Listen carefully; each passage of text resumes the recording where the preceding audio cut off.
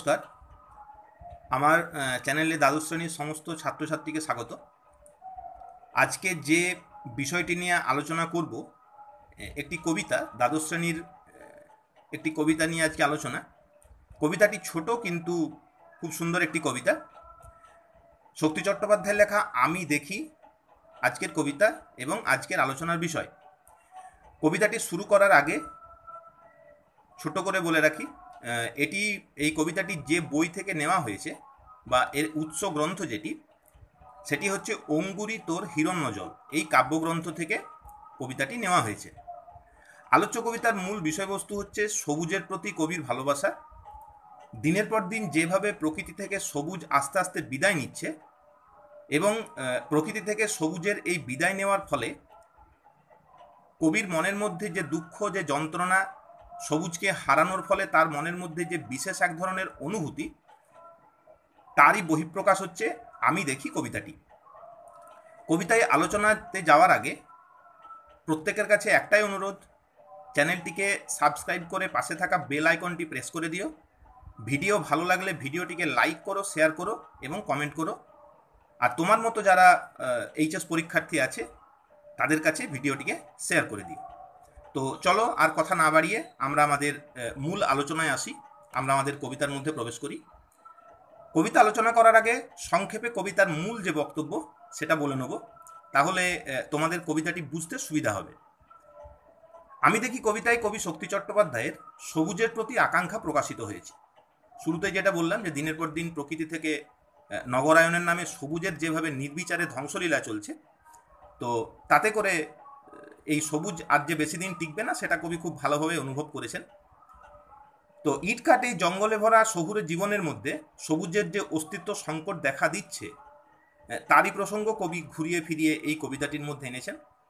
অনেক দিন হলো তিনি নিজের জন্মভূমি, নিজের গ্রাম ছেড়ে শহরে আছেন, জীবিকার তাগিদে হোক বা অন্যান্য যে কোনো তাগিদেই হোক। নূতন প্রজন্মের ছেলেমেয়েদের একজন প্রতিনিধি বা নূতন প্রজন্মের মানুষের একজন প্রতিনিধি, আধুনিক সভ্যতায়, আধুনিক শিক্ষায় শিক্ষিত একজন মানুষের প্রতিনিধি হয়ে কবি এই বিষয়টাকে অনুভব করেছেন।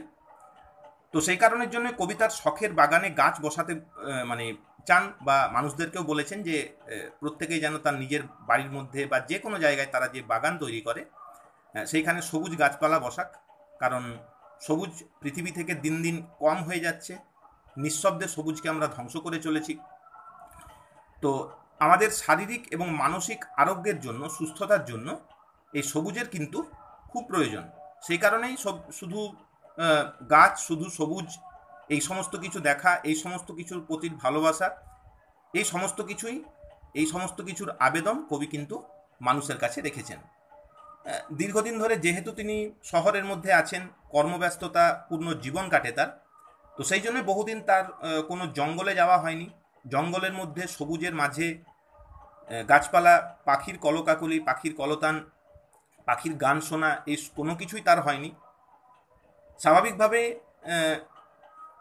প্রতি মুহূর্তে তিনি সাক্ষ্য থাকছেন যে শহরের মধ্যে নগরায়নের নামে বা নাগরিক সভ্যতার নামে যেভাবে গাছ কেটে দেওয়া হচ্ছে, আস্তে আস্তে মানুষ, জনজীবন, সমাজ, সভ্যতা যেভাবে নিজেদের অস্তিত্ব সংকটে ভুগছে এবং জীবন যেভাবে একঘেয়েমও হয়ে যাচ্ছে, তার ফলে কবি কিন্তু আর নিজের জীবনের প্রতি কোনো ভালোবাসা রাখতে পারছেন না। আস্তে আস্তে নিজের জীবনের প্রতি তিনি বিক্ষুব্ধ হয়ে যাচ্ছেন এবং আক্ষেপ প্রকাশ করেছেন।